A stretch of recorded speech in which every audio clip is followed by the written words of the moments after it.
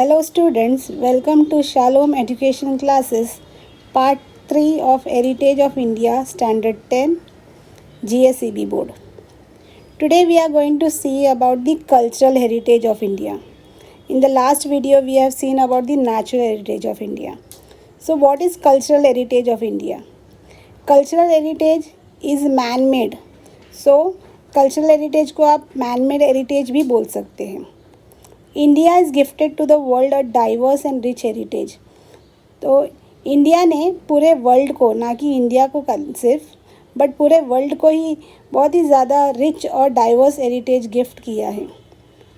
तो हमने देखा है कि cultural heritage is a man made heritage. Whatever is received और created by human with its tact, wisdom, art and skill is called cultural heritage. तो जो कुछ भी हम लोगों ने रिसीव किया है हमारे फोर फादर्स से, या हमारे फोर फादर्स ने क्रिएट किया है, कैसे क्रिएट किया? अपने टैक्ट से यानी चतुराई से, विजडम से यानी बुद्धि से, आर्ट से यानी उनके कला से, और स्किल यानी कौशल से जो कुछ भी बनाया है, क्रिएट किया है और हमने रिसीव किया, उसको बोलते हैं cultural heritage. Starting from Aryans, Kshatriyas, Kushans, Huns, Persians, Turks, Arabs, Mughal, Britishers, French, etc. Caste and tribes have came to India. तो बहुत सारे हमने देखा था ना लास्ट टाइम कि बहुत सारे देश के लोग हमारे इंडिया में आए ट्रेड करने के लिए और सेटल हो गए. तो वो आए यहाँ पे और हमारे जो कल्चर के साथ में उन्होंने मिंगल अपने आप को कर दिया. तो इसके वजह से हमारा जो कल्चर है बहुत ही ज़्यादा वेरिड है, बहुत ही ज़्यादा डिफरेंट है दूसरे नेशन से. Indian culture from the exchange between all this has become rich. तो ये जो कल्चर का एक्सचेंज हुआ है अलग अलग ट्राइब्स और कास्ट की वजह से, तो इसकी वजह से इंडिया का जो कल्चर है बहुत ही रिच है, बहुत ही ज़्यादा वैरिड है.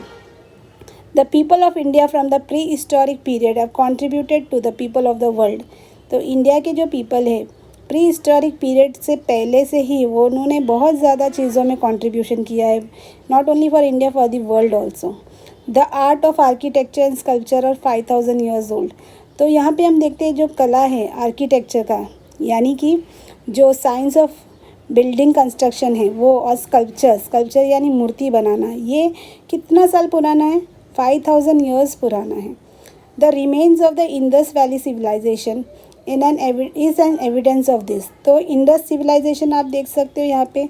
तो यहाँ से जो कुछ भी हमें मिलता है, जो कुछ भी हमारे आर्कियोलॉजिस्ट लोग निकाल रहे हैं, तो ये सारा जो एविडेंस वहाँ से मिल रहा है ना, ये बताता है कि हमारा हेरिटेज यानी हमारा जो कल्चरल हेरिटेज है कितना रिच है. On seeing the remains of the figures of gods and goddesses, humans, animals and several toys as well as sculpture of a bearded man and the statue of a dancer, one feel self-esteemed and pride in our cultural heritage. तो क्या क्या remains हमें मिला है? Remains of gods and goddesses मिला है, humans के sculptures मिले, एनिमल्स मिले, टॉयज़ मिले हैं. देखो बियर्डेड मैन के जो स्कल्पचर्स है, ये है बियर्डेड मैन का स्कल्पचर है ना, स्टैच्यू ऑफ अ डांसर. तो ये सब देखने से हमें क्या होता है? बहुत ज़्यादा प्राउड फीलिंग होता है कि हमारा कल्चरल हेरिटेज इतना रिच और वैरिड है. Further when we look at the figure of the bullock और lion on an inverted lotus of modern era. तो यहाँ पे आप देख सकते हो ये वाला फिगर इन्वर्टेड लोटस का, उसके ऊपर एनिमल्स है ना, जिसमें कि आप देख सकते हो कि बुलक है और लायन है. ये कौन से एरा का है? मॉडर्न एरा का. तो इसको भी देख के आप प्राइड, अपने देश के लिए आप एक प्राइड फील कर सकते हैं.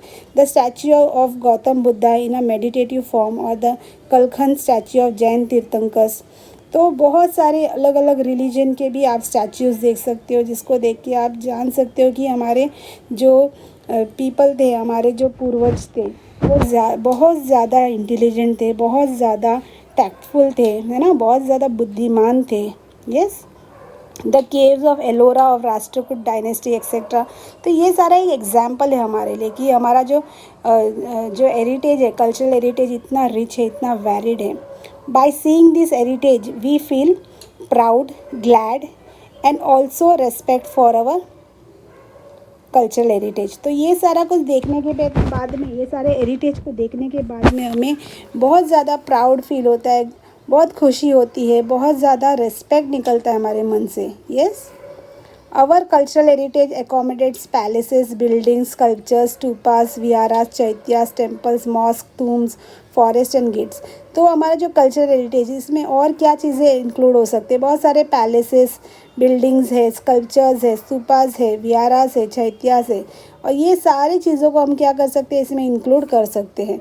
ये बस यही नहीं, बहुत सारे प्लेसेस भी है, हिस्टोरिकल प्लेसेस भी है, जिसको हम क्या कर सकते हैं, हमारे कल्चरल हेरिटेज में इंक्लूड कर सकते हैं। जैसे हमारे फ्रीडम मूवमेंट्स जहाँ जहाँ पे हुआ था ना, जैसे Sabarmati ashram, Dandi, Bardoli, Wardha, Shanti Niketan, Kolkata, Delhi can also be consider as a part of our cultural heritage. इसके अलावा बहुत सारे लैंग्वेजेस, भाषा है, स्क्रिप्ट्स, जो हैंड रिटन डॉक्यूमेंट्स हैं, डिस्कवरी ऑफ ज़ीरो है, तो मैथमेटिक्स, कैलेंडर, एस्ट्रोनॉमी है ना, ये सब चीज़ें जो आयन, लिटरेचर, रिलीजन, युद्ध शास्त्र, chariot, political science, zoology, botany, वास्तुशास्त्र, रिलीजन, रिपब्लिक, जुडिशरी, लेजिस्लेशन क्या है, लीगल अथॉरिटीज़, एनवायरनमेंट प्रोटेक्शन, ये सारा कुछ डिस्कवरी है इंडिया का। तो ये हमारा कल्चरल हेरिटेज है, कल्चरल हेरिटेज ऑफ इंडिया है। तो इसको देख के हमें क्या फील होता है, बहुत ज़्यादा प्राउड फीलिंग आता है हमारे अंदर, बराबर। तो यहाँ पे हमने देखा था cultural heritage of India. Let us know